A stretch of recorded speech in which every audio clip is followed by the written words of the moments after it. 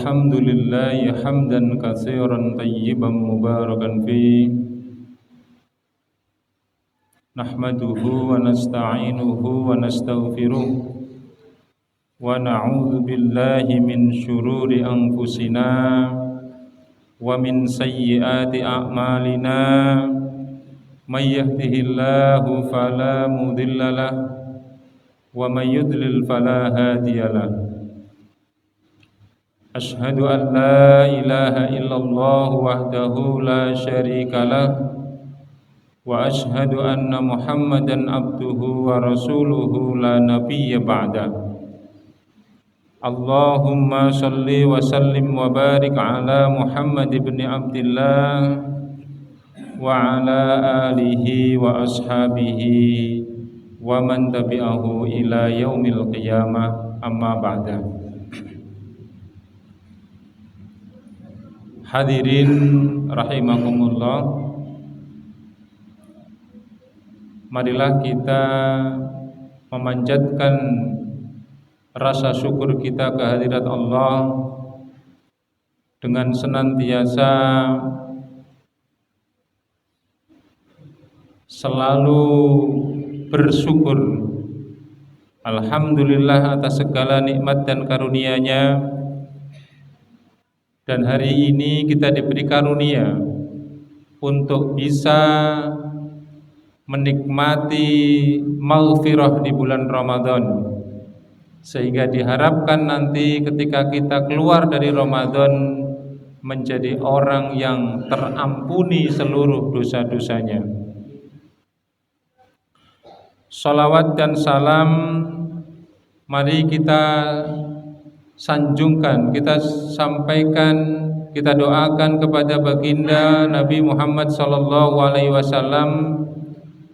dan semoga melimpah kepada keluarga, para sahabat dan seluruh pengikutnya sampai kita semua di hari kiamat. Amin ya rabbal alamin. Bapak-bapak dan saudara-saudara yang berbahagia, hari pertama pengajian kuliah Ramadan, mungkin belum banyak di antara bapak-bapak yang belum mengetahui atau belum siap untuk hadir sebelum jam 5. Kita mentargetkan minimal kajian ini setengah jam, dari jam 5:45 sampai jam 5:45, sehingga waktu yang 30 menit ini kita maksimalkan, waktu 1 jam ini kita maksimalkan untuk bisa bermanfaat dengan sebaik-baiknya. Kemudian penataan ruang saya kira sudah cukup, mungkin kurang bangku sehingga tidak bisa melayani semuanya. Dan saya berharap pilihlah posisi yang paling baik, posisi yang paling mulia, yaitu yang di depan. Karena hanya yang mulia yang paling di depan. Dan ketika kita ingin jadi orang mulia, pilihlah di posisi yang paling depan, dimanapun tempatnya, di masjid atau di ruang apapun, pasti yang di depan itu yang paling mulia. Bapak-bapak dan saudara-saudara sekalian, pada pertemuan hari ini saya akan menyampaikan surah An-Nazi'at, surat yang ke-79, juz 30, saya ulangi, juz 30, surat yang ke-79, dari ayat 1 sampai ayat 14. Silahkan yang paham dibuka Al-Qur'annya. Coba dicarikan Al-Qur'an terjemahnya adalah. Al-Qur'an terjemah itu ada satu. Oh, di Aisyah. Coba dicarikan Al-Qur'an terjemah. Al-Qur'an surah An-Nazi'at juz 30, nomor surat 79, dimulai dari ayat 1. Insyaallah nanti sampai ayat 14.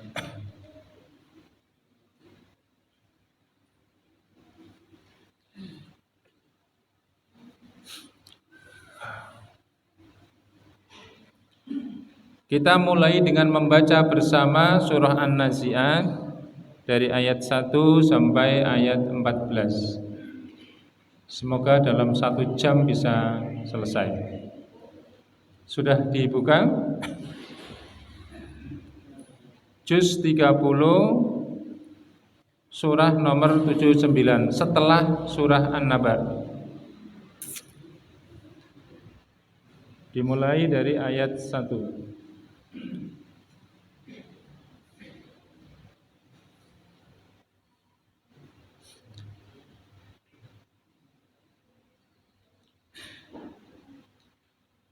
أعوذ بالله من الشيطان الرجيم بسم الله الرحمن الرحيم والنازعات غرقا والناشطات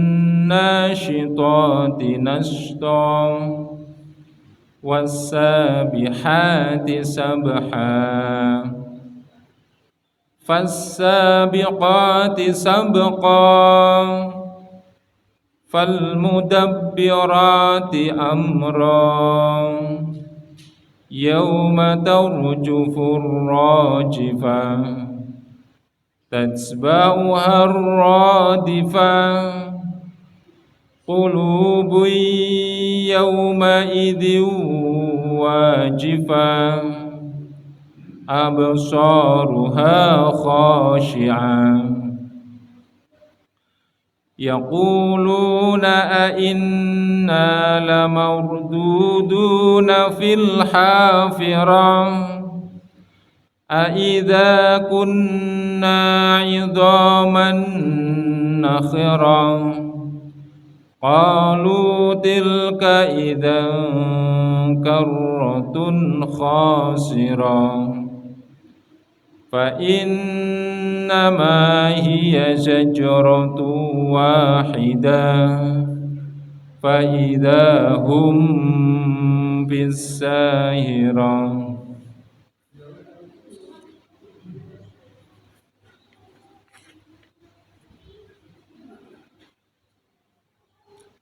Surat An-Nazi'at ayat 1 sampai 14 ini akan membahas bagaimana kondisi orang-orang musyrik dan kafir ketika menghadapi hari kiamat dan ketika menghadapi kematiannya.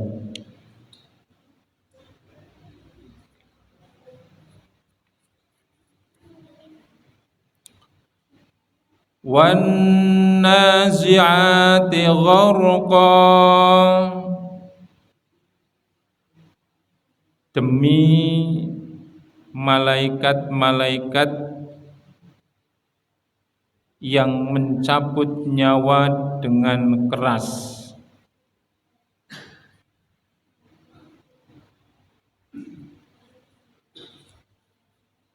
Ayat ini menjelaskan sumpah Allah kepada manusia dengan menyebut demi malaikat-malaikat yang mencabut nyawa dengan keras. Malaikat yang mencabut nyawa dengan keras itu adalah malaikat yang mencabut nyawa orang-orang kafir, orang-orang musyrik.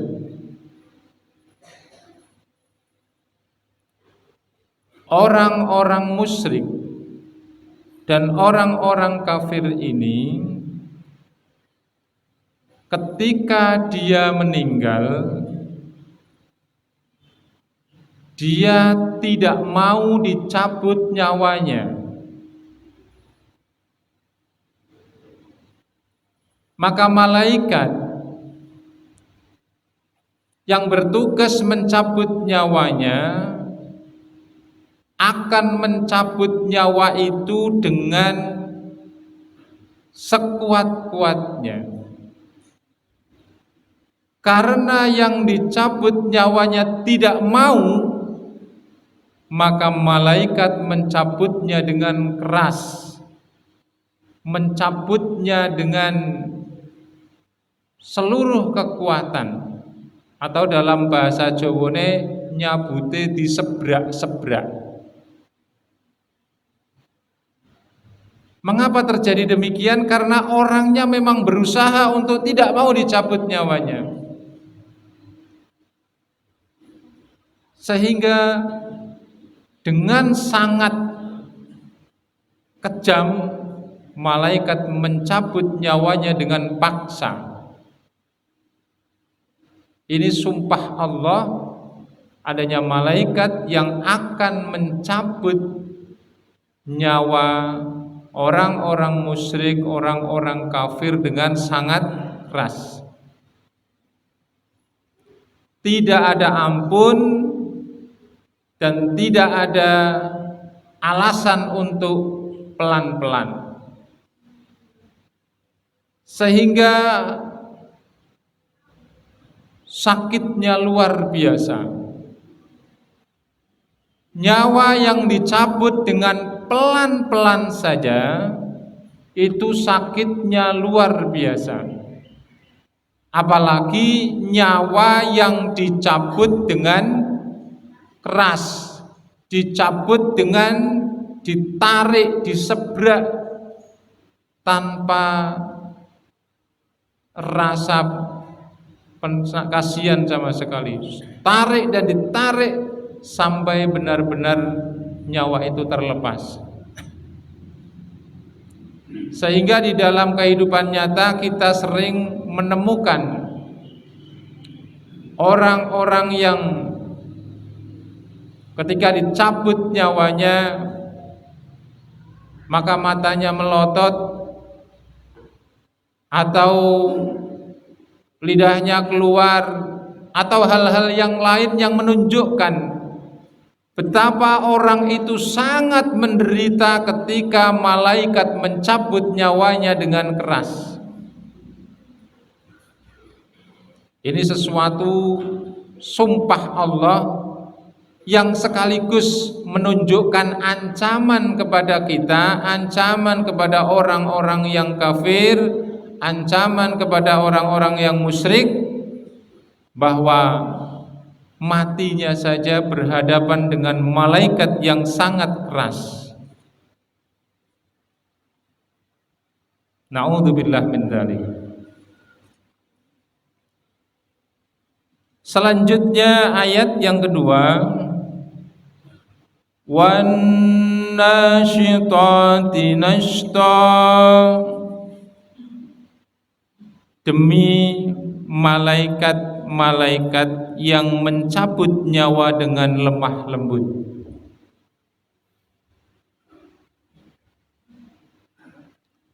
Allah bersumpah dengan malaikat yang mencabut nyawa dengan lemah lembut, mencabut nyawa dengan pelan-pelan, mencabut nyawa dengan sopan santun. Ini jaminan dari Allah. Malaikat ini adalah mencabut nyawa orang-orang yang beriman. Dicabut dengan cara yang paling halus, dicabut dengan cara yang paling lembut, dicabut dengan cara yang paling sopan. Walaupun nyawa itu ditarik oleh malaikat dengan cara pelan-pelan sekali, tetapi orangnya sangat sakit sekali. Nyawa yang ditarik dari ubun-ubun sampai kaki itu luar biasa sakitnya. Padahal itu ditarik dengan pelan-pelan, ditarik dengan lembut. Bagaimana seandainya atau bagaimana bandingannya dengan yang tadi, malaikat yang mencabut nyawa dengan keras, dicabut nyawanya dengan lembut saja sakitnya luar biasa, apalagi dicabut oleh malaikat yang mencabutnya dengan keras, dengan tanpa ampun. Maka oleh karena itu, mari kita jaga iman kita, kita perbanyak amal solih kita, sehingga kita bisa mendapatkan keimanan yang utuh sampai meninggal, dan dicabut nyawanya oleh malaikat dengan cara yang pelan, cara yang lembut, cara yang tidak seperti dilakukan kepada orang-orang yang musyrik. Bapak-bapak dan saudara-saudara sekalian, ada satu peristiwa besar ketika manusia menghadapi kematian. Bapak-bapak, tentunya ketika sholat Rasulullah mengajarkan kita meminta 4 di tasyahud akhir. Masih hafal doanya? Allahumma inni a'udzubika min adzabi jahannama wa min adzabil qabri, terus wa min fitnatil mahya wal mamat wa min syarri fitnatil masiihid dajjal. Berkaitan dengan ayat ini ada satu dari doa itu, fitnatil mamat, fitnatil mahya wal mamat. Saya ambil fitnatil mamat, fitnah kematian.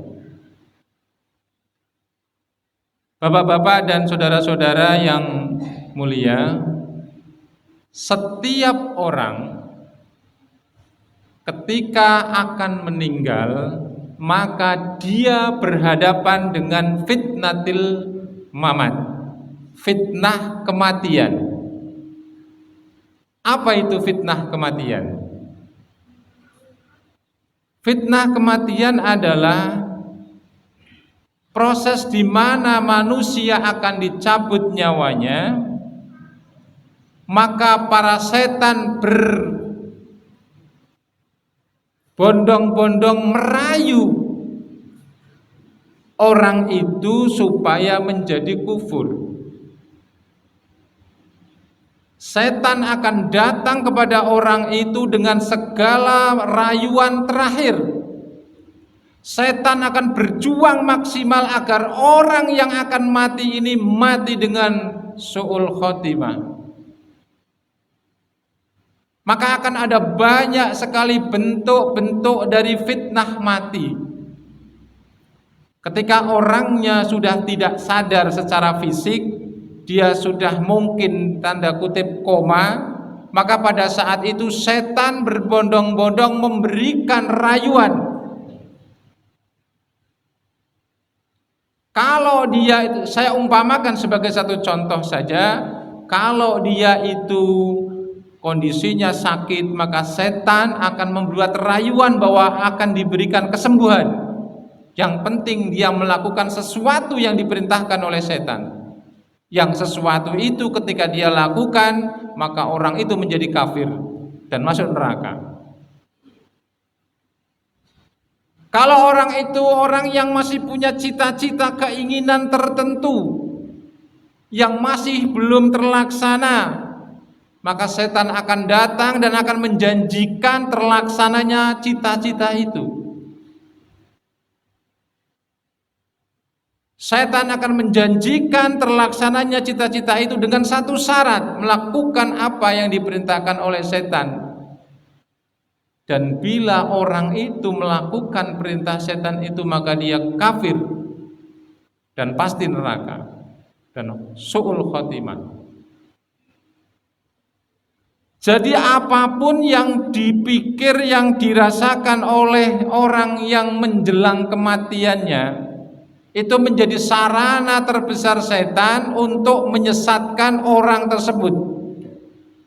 Dia boleh kiai, boleh ustadz, boleh santri, boleh apapun dia. Boleh kiai, boleh guru, boleh petani, boleh pedagang, ataupun apapun profesinya atau kemampuannya. Ketika menjelang kematian, setan akan datang kepada dia, akan memberikan rayuan terakhirnya, rayuan yang luar biasa beratnya, sehingga jika kalah maka dia akan masuk neraka. Setan akan datang kepada orang-orang yang beriman ini dengan segala macam rayuan. Dan ini perjuangan terbesar setan sekaligus perjuangan terbesar manusia. Karena setelah itu bila setan sukses, maka celakalah manusianya. Dan bila manusianya yang sukses mempertahankan imannya, bangkrutlah setan. Ini yang dinamakan fitnatil mamat, fitnah kematian. Fitnah ini akan terjadi pada semua orang yang hidup. Tidak ada jaminan orang mampu mempertahankan diri keimanannya pada fitnah ini. Oleh karena itu sangat berharap dukungan doa dari orang-orang yang ada di lingkungannya.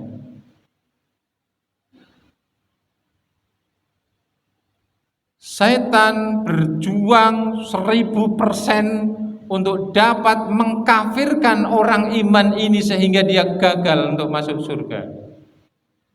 Karena ini perjuangan terakhir setan, maka setan menggunakan seluruh daya upayanya agar orang ini tersesat.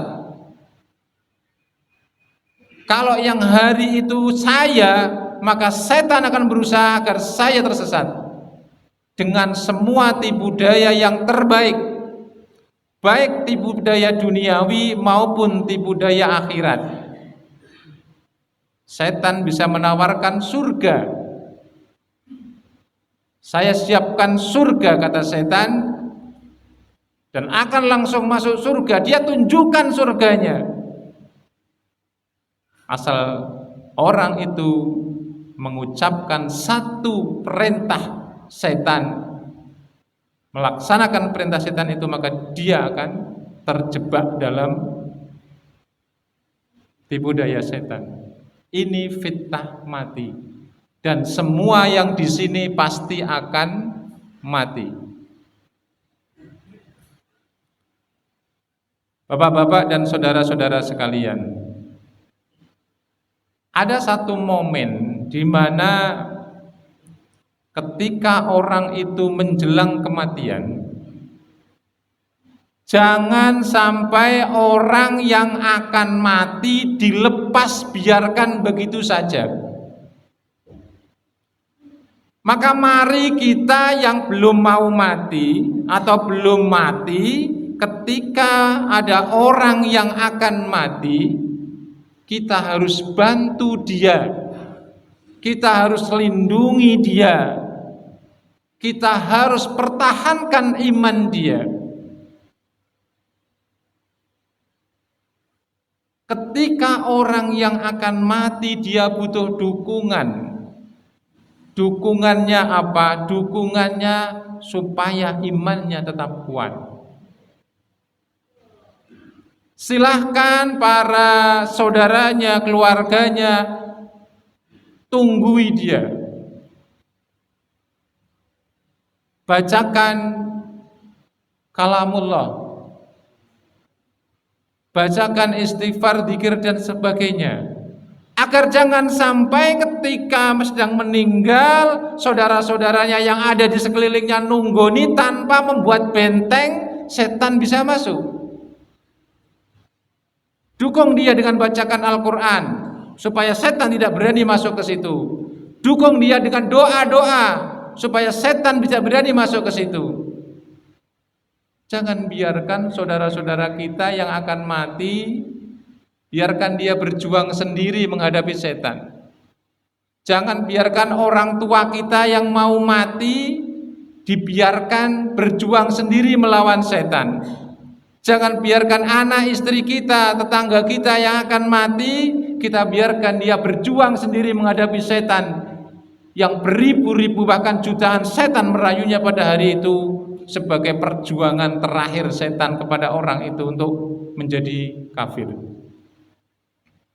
Maka kita sebagai keluarganya, sebagai orang tuanya, sebagai anaknya, sebagai tetangganya, sebagai temannya, mari kita dukung, kita bantu, kita bela orang-orang yang akan meninggal itu. Jangan biarkan dia berjuang sendirian. Karena kalau kita membiarkan dia berjuang sendirian, maka kita pun nanti akan berjuang sendirian. Tidak ada yang membela kita. Maka dampingi orang yang akan meninggal itu, bacakan doa, bacakan ayat Al-Quran, bacakan apapun agar orang yang meninggal itu bisa husnul khotimah. Bagaimana seseorang bisa dikatakan husnul khotimah? Adalah apabila orang itu sebelum meninggal dia masih bisa mempertahankan imannya dan mengucapkan la ilaha illallah. Maka ketika saudara kita, keluarga kita, tetangga kita akan meninggal, talkin dia. Rasulullah mengajarkan agar kita mentalkin orang yang akan meninggal. Saya ulangi, orang yang akan meninggal dengan kalimat la ilaha illallah. Talkinnya dengan kalimat la ilaha illallah, bukan kalimat yang lain. Saya masih sering melihat ada talkinnya dengan kata Allah. Itu tidak sesuai dengan perintah Rasulullah. Talkinnya adalah la ilaha illallah. Ditalkin. Ditalkin itu bahasa Tunjung Sarinya dituturi. Talkin dia, tuntun dia, arahkan dia, ajak dia supaya bisa membaca la ilaha illallah. Oleh karena itu tadi saudaranya, keluarganya yang kumpul nunggoni itu supaya setan tidak bisa masuk. Kita membentengi orang yang mau mati itu supaya setan tidak bisa masuk. Sehingga orang yang akan meninggal itu bisa mengucapkan la ilaha illallah. Ini satu hal yang perlu saya tekankan berulang kali. Yang ditalkinkan adalah kalimat la ilaha illallah, bukan selain itu, bukan yang lainnya.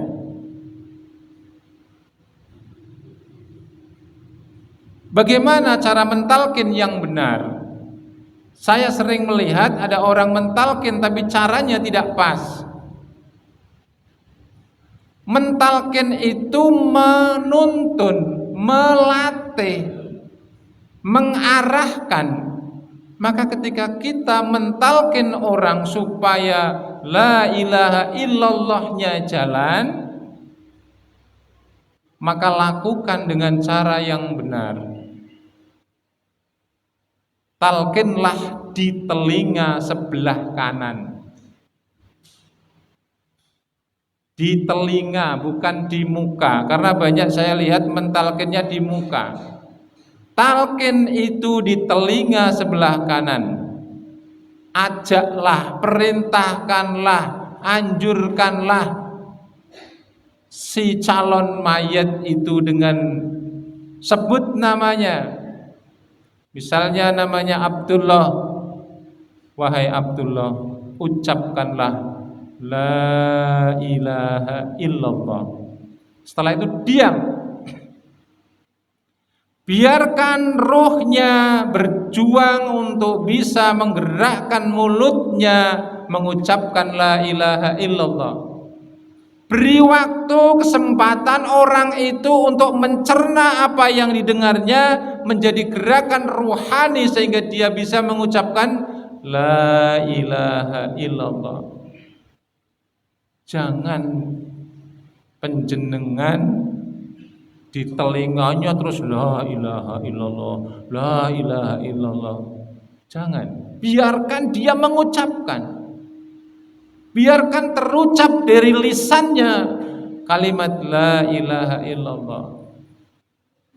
Biarkan kalimat itu masuk ke telinganya, masuk ke dalam pikirannya, masuk ke dalam hatinya, kemudian dia mengucapkannya dengan lisannya. Jangan dirusui. Yang lainnya mendoakan saja. Yang nalkin satu saja. Jangan nalkin berebutan. Sebelah kanan nalkin, sebelah kiri nalkin. Itu menjadikan mengganggu kepada calon mayat. Yang menalkinkan satu saja dengan talqin yang benar, la ilaha illallah. Kemudian tunggu sampai mayat itu bisa. Katakanlah ditunggu 5 menit. Setengah 5 menit diingatkan lagi. Wahai Abdullah, ucapkanlah la ilaha illallah. Biarkan dia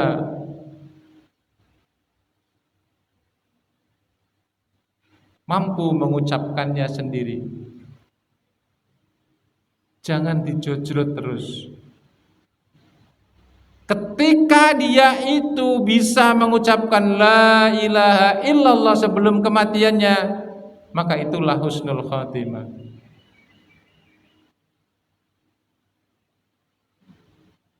Ada orang dengan logikanya mengatakan, Pak, lah kalau pas ngomong la mati glek terus piye, Pak? Atau la ilaha itu kan ora ana pangeran terus mati. Allah itu maha adil. Allah yang mentakdirkan atau yang menekankan bahwa dia husnul khotimah pasti bisa mengucapkannya dengan sempurna. Dan ketika Allah itu memastikan bahwa dia itu su'ul khotimah, maka dia tidak akan pernah bisa mengucapkannya. Jadi kita ini hanya membantu, mendukung dia supaya imannya tetap bertahan dari gangguan setan, dari fitnah mati. Kita dukung supaya dia bisa mengucapkan la ilaha illallah. Kalau dia memang orang yang beriman, pasti dia bisa mengucapkan la ilaha illallah. Karena setannya sudah kita sama-sama bentengi agar tidak masuk. Tapi kalau ada teman kita, saudara kita, keluarga kita meninggal, kita biarkan dia berjuang sendirian untuk mempertahankan iman yang ada di dalam hatinya. Maka saya yakin kita pun nanti akan seperti itu.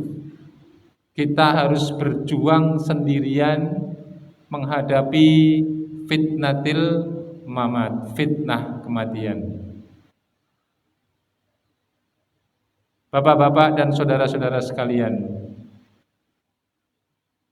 pastikan iman kita kuat dan pastikan amal soleh kita banyak sehingga bisa mendukung kita untuk bisa bertahan dengan iman kita sehingga kita mampu mengucapkan la ilaha illallah di akhir napas kehidupan kita.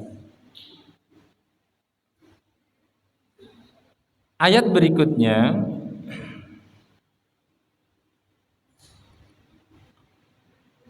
was-sabihati sabha,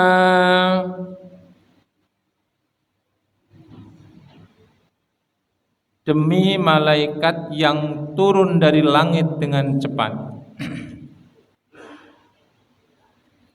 Malaikat turun dari langit dengan cepat. Dan itu memang bagian dari keilmuan. malaikat yang bisa bergerak cepat melebihi kecepatan gerak manusia dan teknologi manusia. Fas-sabiqati sabqa, demi malaikat yang mendahului dengan kencang. Malaikat yang mendahului, ada banyak dari Imam Al-Hasan Al-Basri menyatakan malaikat yang mengimani dan membenarkan dengan cepat. Menurut Qatadah adalah bintang-bintang. Fal mudabbirati amra, malaikat yang mengatur urusan, malaikat yang mengatur segala urusan atas izin Allah. Di antara malaikat itu ada yang memiliki tugas untuk mengatur segala urusan di langit dan di bumi. Ada banyak ayat yang menjelaskan hal itu. Di dalam surah Al-Qadar, bagaimana bunyinya? Ada seperti itu. Ada malaikat-malaikat yang memang mengurusi semua urusan yang di langit dan di bumi dengan izin Allah, menyampaikan apa yang diinginkan oleh manusia dan melaksanakan apa yang diperintahkan oleh Allah.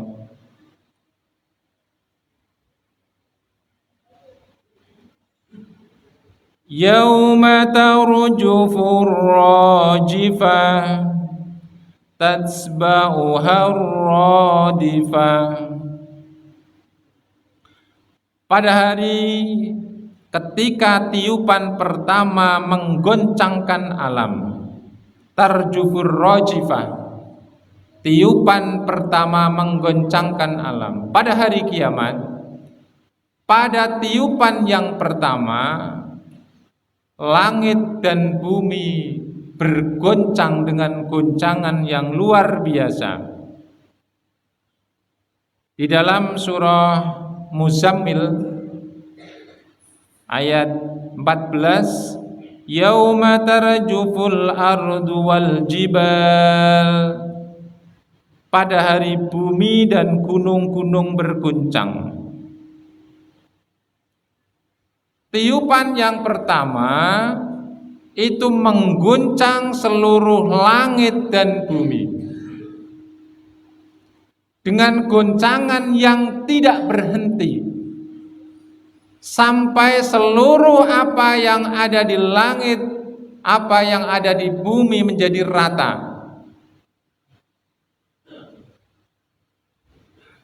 Jadi ketika bumi digoncangkan,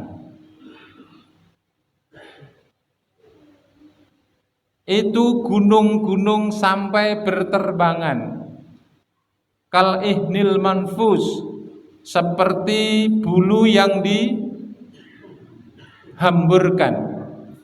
Kalau gunung saja ketika digoncangkan itu sampai terbang seperti bulu, manusia seperti apa kira-kira?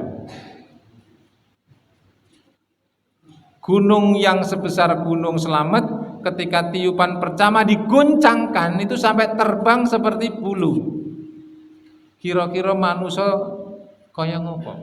Posisi kita seperti apa kira-kira?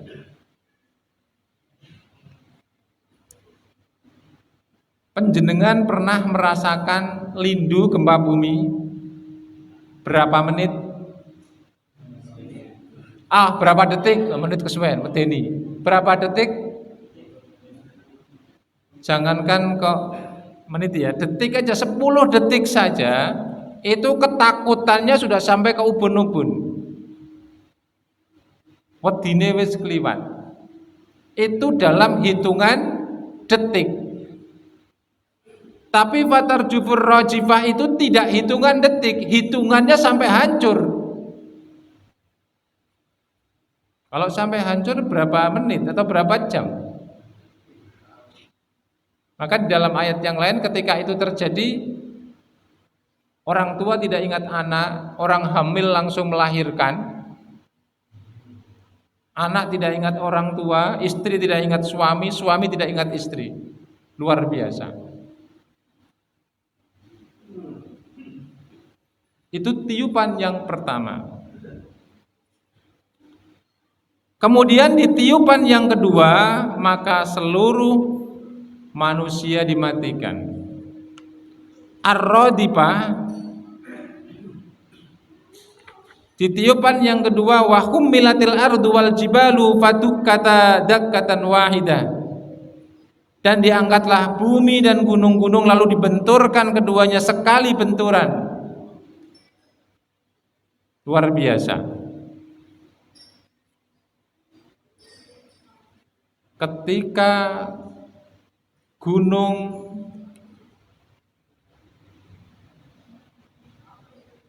dibenturkan, bumi dan gunung-gunung lalu dibenturkan keduanya sekali bentur, maka hancurlah alam semesta ini. Ketika itu manusia selesai.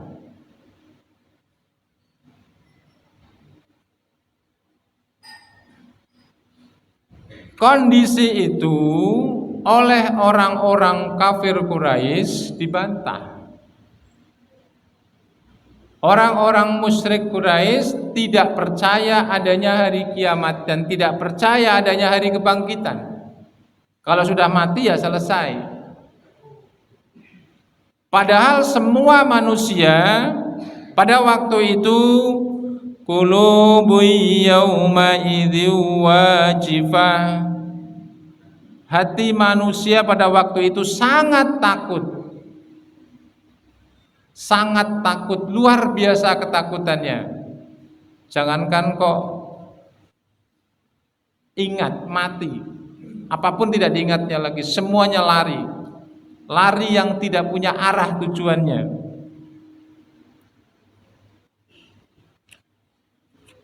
Absaruha khashi'ah, pandangannya tertunduk, pandangannya turun, penuh dengan rasa takut, penuh dengan goncangan jiwa.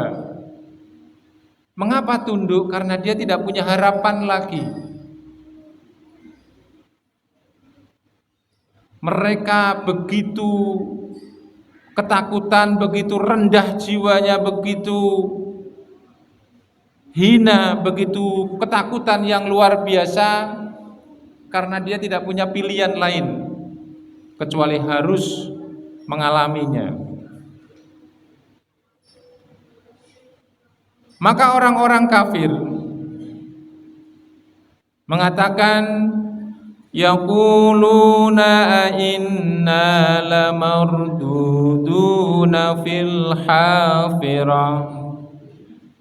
Orang-orang kafir berkata, apakah sesungguhnya kami benar-benar dikembalikan kepada kehidupan semula?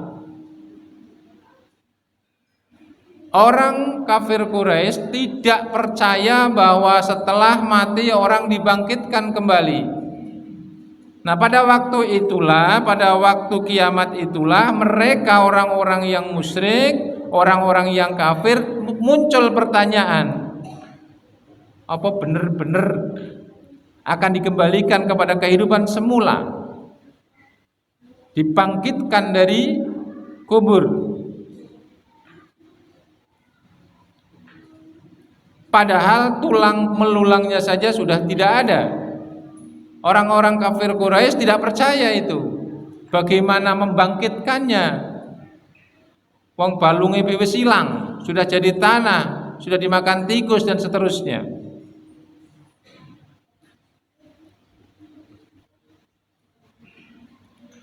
Aidza kunna idzaman nakhirah, apakah akan dibangkitkan juga apabila kami telah menjadi tulang belulang yang hancur lumat?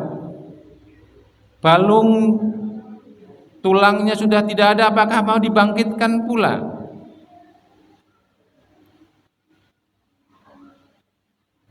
Jika dibangkitkan, qalu tilka idzan karratun khasirah.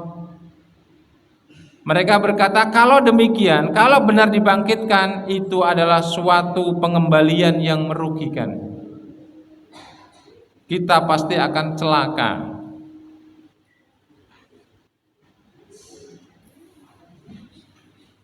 Fa aina ma hiya zajratu wahidah. Sesungguhnya pengembalian itu hanya dengan satu kali tiupan saja. Fa idahum bisairah. Maka dengan serta mereka hidup kembali di permukaan bumi. Ketika terjadi tiupan yang kedua, maka semua yang telah mati dari manusia pertama Adam alaihissalam sampai manusia terakhir dibangkitkan dari kubur. Dibangkitkannya kemana? Apakah ke bumi ini? Ternyata bumi tempat kita bangkit adalah bumi yang baru, bukan bumi ini. Langit yang baru, bukan langit tadi siang. Di dalam surah Al-Isra ayat 52 dijelaskan,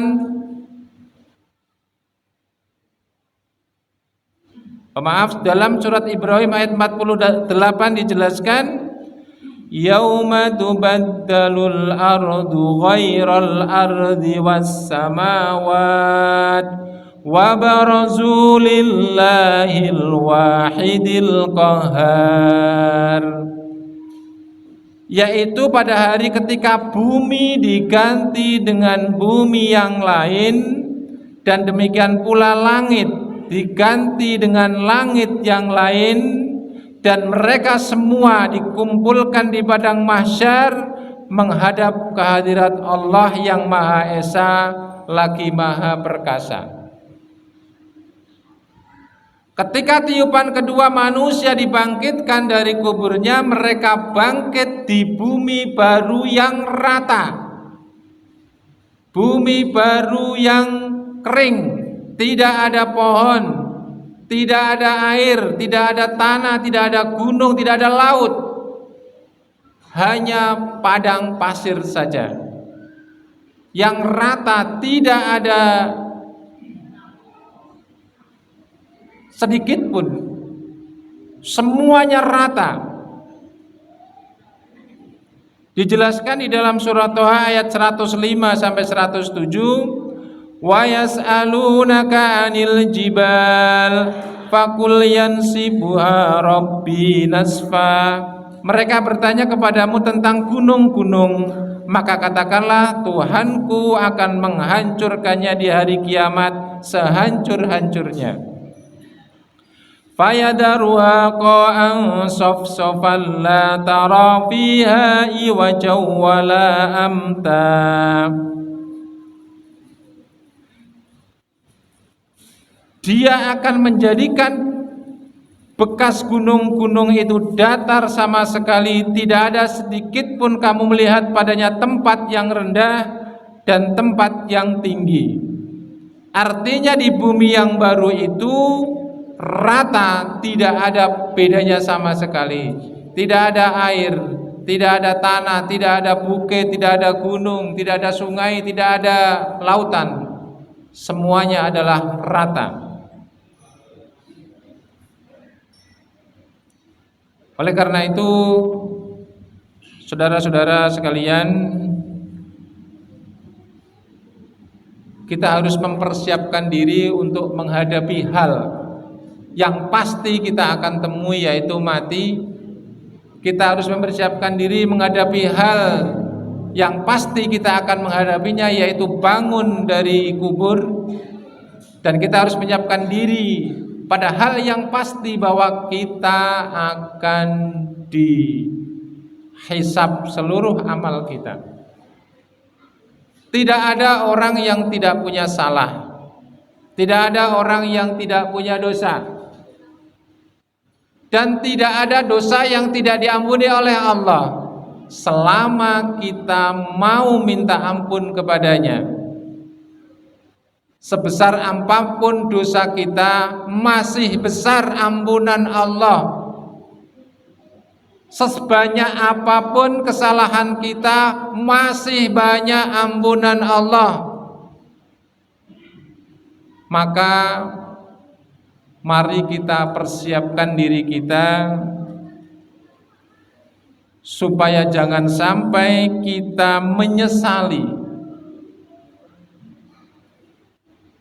jangan sampai kita begitu bangun dari kematian kita tidak punya harapan lagi.